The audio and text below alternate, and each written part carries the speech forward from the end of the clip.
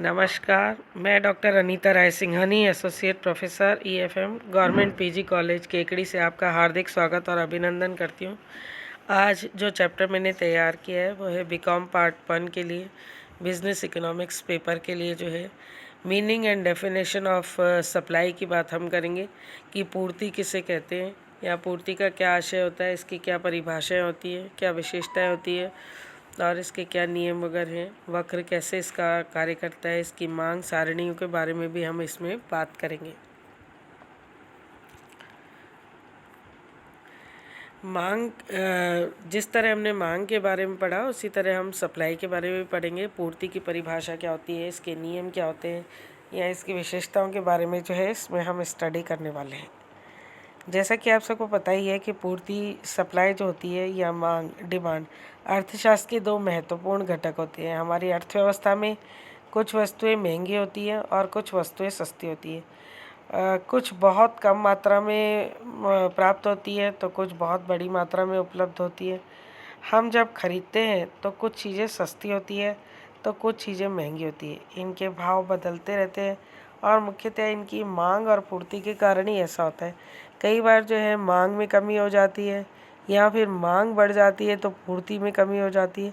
तो मांग और पूर्ति के अंतर के कारण भी जो है मूल्यों में उतार चढ़ाव होता रहता है और पूर्ति का भी उतना ही महत्वपूर्ण स्थान है जितना कि मांग का है। पूर्ति अगर समय पे नहीं होती है तो नेचुरली क्या होती है, मांग बढ़ जाती है और मांग बढ़ जाती है तो मूल्य अधिक हो जाते हैं और कभी ज़रूरत से ज़्यादा पूर्ति हो जाती है तब क्या होता है कि इसके रेट बिल्कुल ही डाउन हो जाते हैं क्योंकि मांग ही नहीं होती है तो उसके रेट जो है तो बिल्कुल कम हो जाते हैं। इसी तरीके से जो है पूर्ति क्या होती है उसको हम पढ़ेंगे। What is supply. जब किसी वस्तु की बाज़ार में मांग की जाती है, जिस व्यक्ति के पास वह वस्तु होती है वह निश्चित लाभ कमाने के लिए उस वस्तु को बाज़ार में बेचता है। ऐसा करने पर उसके बदले लागत और लाभ उसे मिलती है। इस तरह खरीदार को निश्चित मूल्य पर सामान बेचकर उसकी ज़रूरतों को पूरा करना जो है पूर्ति कहलाती है। और पूर्ति में क्या करता है, बेचने वाला व्यक्ति दो चीज़ें वसूल करता है। एक तो अपनी जो लागत उसकी रही है उस माल को तैयार करने में या उस माल को लाने में, तो वो सप्लाई कब कितनी करता है उसके हिसाब से करता है, तो वो अपनी लागत वसूल करता है और प्लस अपना लाभ लेता है। और पूर्ति के हिसाब से जो है वो मूल्यों में उतार चढ़ाव के अंतर पे जो है लाभ कमाने का प्रयास करता है। इसी तरीके से जो है इसकी परिभाषा अगर हम पढ़ें तो सबसे पहले हम बेनहम की परिभाषा जो है काफ़ी इम्पॉर्टेंट है कि पूर्ति का आशय वस्तु की उस निश्चित मात्रा से होता है जिसमें प्रति इकाई के मूल्य पर किसी निश्चित समय में बेचने के लिए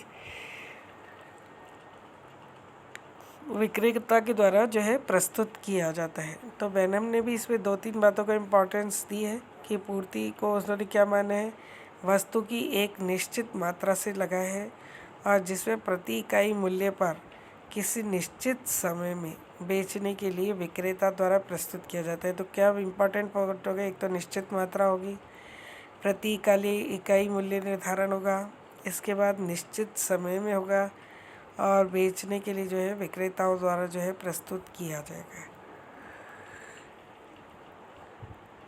अब आता है कि पूर्ति की तालिका से क्या मतलब होता है कि जब कोई विक्रेता बाजार में विभिन्न चीज़ें बेचने के लिए उपलब्ध कराता है तो विभिन्न दामों पर उस वस्तु की विभिन्न मात्रा बेचने के लिए तैयार होता है। अतः पूर्ति तालिका उन सभी वस्तु की मात्रा और मात्राओं की सूची होती है जिन्हें विक्रेता विभिन्न मूल्यों पर बेचने के लिए तैयार होता है।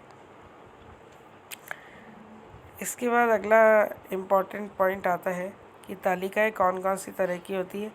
तो इसमें जो है तालिकाएं जनरली जो है दो प्रकार की होती है, उसको हम स्टडी करेंगे अभी। सबसे पहला आता है व्यक्तिगत पूर्ति तालिका। व्यक्तिगत पूर्ति तालिका जो है ऐसी तालिका होती है जिसमें केवल एक विक्रेता द्वारा विभिन्न मूल्यों पर बेचे जाने वाली वस्तुओं की सूची होती है। यह तालिका व्यक्तिगत पूर्ति तालिका कहते हैं। इसमें केवल एक ही विक्रेता अनुमानित कीमतों से के बारे में जो है जानकारी प्रदान करता है। तो व्यक्तिगत तालिका जो है एक ही विक्रेता के द्वारा प्रस्तुत की गई होती है और उसके जो है विभिन्न मूल्यों को वस्तुएं जो है प्रस्तुत की जाती है उसके द्वारा कि क्या मूल्य होंगे, विक्रेता द्वारा क्या निश्चित किए जाएंगे। तो यह सूची जो है व्यक्तिगत तालिका के रूप में सामने आती है, जिसमें एक ही विक्रेता अनुमानित कीमतों की जानकारी उसमें उपलब्ध कराता है। अब इसके अलावा जो है दूसरी आती है कि सामूहिक तालिका या बाजार तालिका होती है, जिसमें एक से अधिक विक्रेता होते हैं और उसको हम इसके अंतर्गत जो है देखते हैं कि एक से अधिक जो विक्रेता हैं उनके द्वारा जब भिन्न भिन्न वस्तुएं या भिन्न भिन्न वस्तुओं के मूल्य प्रस्तुत किए जाते हैं तो वो क्या कहलाती है, वह बाजार तालिका कहलाती है। तो बाजार में बहुत सारे जो है पूर्तिकर्ता हो सकते हैं और उनके द्वारा जो पूर्ति की जाती है और उसके आधार पे जो मूल्य निर्धारित होते हैं वो क्या कहलाते हैं, बाजार तालिकाएं कहलाती हैं। इसके बाद अगला महत्वपूर्ण बिंदु आता है, इसके अंतर्गत जो है पूर्ति के नियमों की भी बात हम करेंगे और पूर्ति के मांग और बिक्री की बात भी हम करेंगे कि जैसे जैसे पूर्ति बढ़ती जाती है वैसे वैसे जो है मूल्यों में कमी आती चली जाती है और जैसे जैसे पूर्ति कम हो जाती है वैसे वैसे जो है उसकी मांग बढ़ने लगती है और इस कारण से उसके मूल्य बढ़ने लगते हैं। इसके अंतर्गत भी 3 तरह की वस्तुओं को हम देखते हैं। एक तो अनिवार्य आवश्यकता की वस्तुएं, तो उनकी पूर्ति पे क्या असर पड़ेगा। इसी तरीके से आरामदायक आवश्यकता की वस्तुएं, तो उनकी पूर्ति पे क्या असर पड़ेगा। और इसी तरीके से अगर मान लीजिए विलासिता की चीज़ें हैं तो उन पे जो है पूर्ति का क्या असर होगा।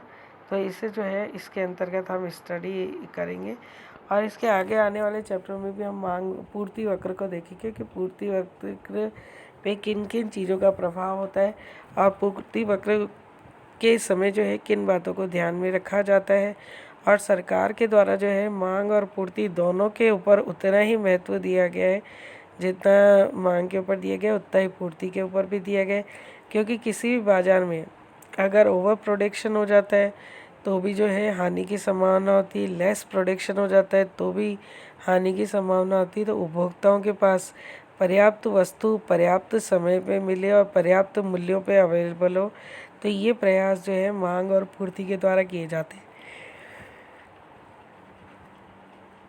अर्थशास्त्र के अंतर्गत इसके साम्य की बात की जाती है कि मांग और पूर्ति दोनों में साम्य स्थापित हो सके और मूल्यों में जो है बहुत ज़्यादा उतार चढ़ाव नहीं हो, नहीं तो बाज़ार में विश्वसनीयता ख़त्म हो जाएगी और कंज्यूमर जो है माल को नहीं खरीद पाएगा। साथ ही साथ विक्रेताओं को भी नुकसान होने की संभावना अधिक होती है।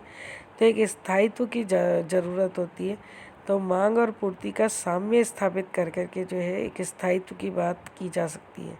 तो कुल मिलाकर के ये कह सकते हैं कि पूर्ति का अपना एक बहुत इम्पॉर्टेंट रोल होता है और जो व्यक्तिगत तालिकाएं होती है वो मिलकर के ही सामूहिक तालिका बन जाती है या बाजार तालिका बन जाती है, जिसमें कई सारे पूर्तिकर्ता और कई सारे वस्तुओं के मूल्यों को इसमें इंगित किया जाता है या इसमें प्रस्तुत किया जाता है। तो कुल मिलाकर के ये प्रयास किया जाता है कि पूर्ति का प्रयोग पूर्ति इस तरह हो कि मांग के अनुसार जो है पूर्ति हो, ताकि पर्याप्त वस्तुएं जो है बाज़ार में उपलब्ध हो सके, उनके मूल्य निर्धारित किए जा सके और लाभदायकता को जो है बढ़ाया जा सके। तो हर विक्रेता की नज़र पूर्ति पर भी होती है। जैसे आपने देखा है कि जैसे ही फसल आती है तो उस वक्त पे गेहूं के मूल्य क्या हो जाते हैं, कम हो जाते हैं, क्योंकि वो मार्केट में बहुत ज़्यादा सप्लाई हो जाती है। इसी तरीके से मौसम विशेष में जब कोई चीज़ बहुत ज़्यादा आती है, अभी मान लीजिए आम का मौसम है और बहुत ज़्यादा आम आपको अवेलेबल हो रहे हैं, तो नेचुरली धीरे धीरे क्या होगा, उसकी प्राइस कम होती चली जाएगी। डिमांड से यदि सप्लाई ज़्यादा हो जाती है तो रेट्स कम हो जाते हैं। और यदि मान लीजिए लगातार डिमांड भी आपकी बनी हुई है, पूर्ति भी है, तो एक निश्चित समय तक ही उसमें मूल्य वृद्धि होगी, उसके पश्चात उसमें मूल्य वृद्धि की संभावना नहीं होती है। तो यहाँ पे ये बात ध्यान देने की है कि सप्लाई कब हो रही है, किस टाइम पे हो रही है, किस माल की हो रही है और उसकी मांग कितनी है, लोग उस वस्तु के लिए कितना अपनी जो है द्रव्य को व्यय करने के लिए तैयार हैं। तो ये भी इम्पॉर्टेंट है कि आपकी इच्छा शक्ति भी इसमें बहुत महत्वपूर्ण रोल प्ले करती है। तो यहाँ जो है पूर्ति को हमने स्टडी किया है। तो पूर्ति भी जो है एक बहुत महत्वपूर्ण घटक है अर्थशास्त्र का, जिसके बिना जो है मूल्यों को निर्धारित भी नहीं किया जा सकता है और मांग पूर्ति के साम्य को भी स्थापित नहीं किया जा सकता है। और मांग पूर्ति का साम्य तभी स्थापित होगा जबकि दोनों पर जो है नियंत्रण कर करके कार्य किया जा सके। धन्यवाद। Thank you.